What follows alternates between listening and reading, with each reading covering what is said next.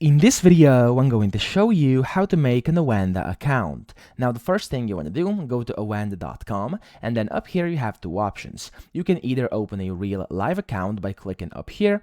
It's going to take you to a separate page where basically it's going to take about 8 minutes for you to put in all your information that's required, and then after you go through the application process, you'll be then able to get your real account. Or you also have a separate option, which is actually starting and trying it out with a demo account. So click on Open Demo Account up here.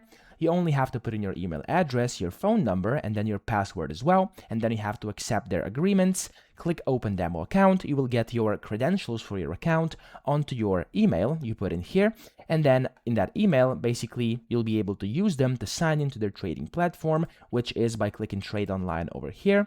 And then you'll see a login pop-up, which looks like this. Let me actually show you what this looks like. So it's going to look like this for the first time you're doing it. There we go. You have to enter in your login, your password, and then you can connect to your account and you are ready to go. So that's pretty much it. I hope this video helped you out. If it did, please subscribe to the channel and help me out as well.